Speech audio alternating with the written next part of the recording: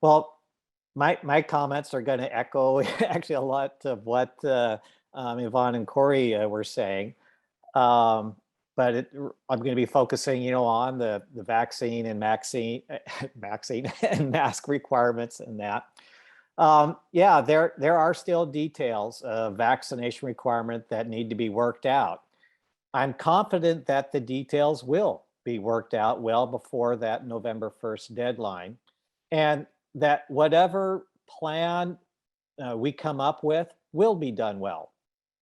When I saw the list of who is on the BC's COVID response team that President Databoy included in the August 11th Renegade Roundup, I knew that BC is in good hands. In addition to the COVID response team, I know from 25 years experience of the high quality of BC faculty and staff in figuring things out. Most recently, I remember how we pivoted to all online instruction in March 2020. Many other higher education institutions across the nation were caught flat-footed and gave their faculty, staff, and students just 48 hours notice. BC, on the other hand, well, we had at least 2 to 3 weeks advance notice. We had trainings to prepare us for the move to teaching online, and that training, of course, continued for the rest of the year to up our teaching game. Workshops by the academic technology department and frequent department meetings all helped us make the transition because we thought ahead. We're going to do that with implementing the details of the vaccination requirement. Second point I want to make is that, well, a number of details have already been worked out. You can see the FAQ page from the link on the KCCD coronavirus update page. There's a prominent link to it that in the middle of the KCCD homepage. The FAQ page is updated frequently, and the date of last update is clearly noted at the top. Now, the last update that I saw there is August 16th, so just yesterday. Third point I'd want to make is that BC's vaccination numbers are already really good. With 79% of the faculty and staff are fully or partially vaccinated. And BC's Student Health Center has plenty of vaccine for the students and their families.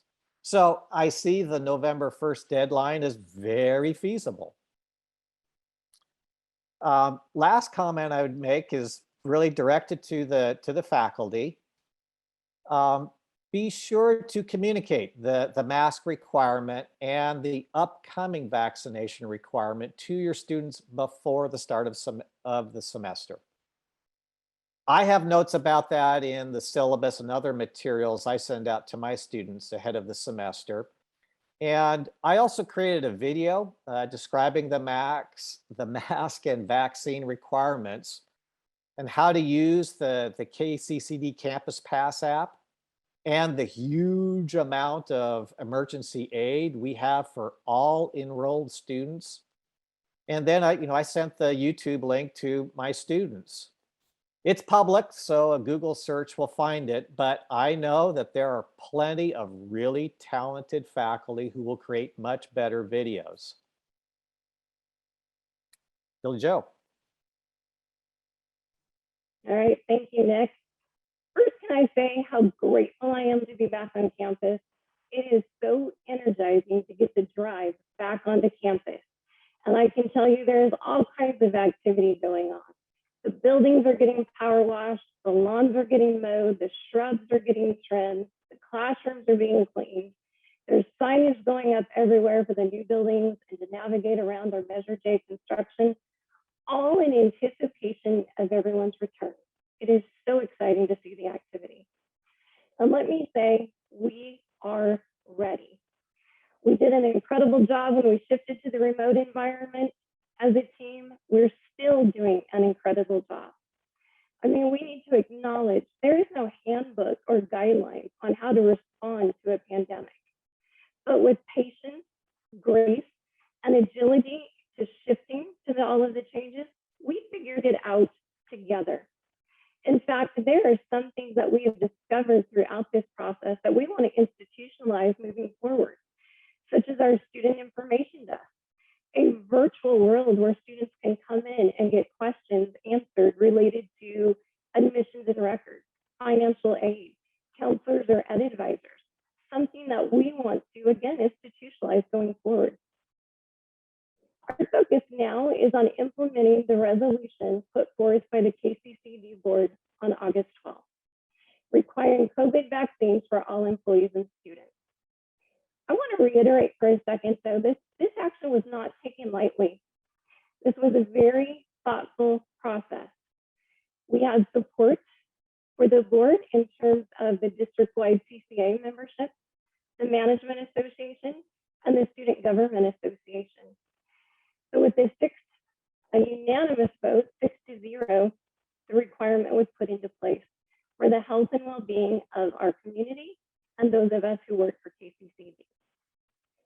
I think you should also recognize that 29 of our 72 districts in the California Community College system have implemented some type of vaccine requirement, with 26 out of the 29 requiring it for students and employees. Now, if you think in terms of who those districts are, they're some of our largest districts. In fact, that 29 different districts account for 55% of our student body population throughout the community college system. So we are headed in the right direction to protect our community. At this point, we're doing the implementation of the resolution. It is a work in progress, right? As Nick alluded to, there's a question and answer document that is on the KCCD website. Version as of yesterday, we are actively working on that on a daily basis. And let me say, we welcome the questions. As we start at the more global level, based on your questions, we get to bring it down to a more granular level. Until Chef Suzanne told me, I hadn't thought about the patrons coming into our Renegade room. Until I heard about performing arts and their need for professional experts coming on to support and teach their students instruments. Until I spoke to our director of kinesiology, I didn't think about the fans that will be coming onto campus to participate in our sporting events. So keep bringing the questions to us. When you do that, I promise you, we're not going to have the answer in that moment. What we will have, though, is to know your needs so we can take it out back to the team and figure out how to help you with that and show support. Additionally, one of the big questions is, are students being notified of this change? And the resounding answer is yes. Board of Trustees, student trustee, Gian Gaeto sent a letter to all 3 presidents, student body presidents at the respective colleges. For Bakersfield College, I know that our student body president then sent out an email to all BC students. From there, we've updated the COVID webpage. We have updated the registration page where students go in to register. We've also designed Canvas pop-ups that students will start seeing the moment they log into their class for the first time. So we are getting the message out. Finally, my ask as the Vice President of Instruction to faculty and staff returning is please take the time to visit your office and your classroom this week. We've been away for about 18 months now. Please come in, make sure that you have everything that you need, right? The technology in your classroom is working, your computer is up and running. Make sure it's in working order. Let us support you so you can support our students in this learning environment. I'd also ask that you take the time and get comfortable with the KCCD Campus app and encourage your students to use it for effective contact tracing. This is a part of the shared responsibility so that we can help protect each other as we navigate this pandemic together. Also, please start messaging your students now via email, Canvas, and you can use Ocelot, our new texting app, to let students know of these changes coming into this fall semester. And finally, what Dr. Christian was referring to earlier, where I would have said great, she alluded to caring, compassion, and belongingness. We are all dealing with COVID in different ways. Whether we ourselves got sick from COVID, whether a loved one did, whether we helped with children who were being homeschooled because they are out of class, whether we had technological issues, whether we had isolation issues, we are all dealing with COVID in a different way. And the grace, the caring, the compassion that we extend to each other goes a long way as we navigate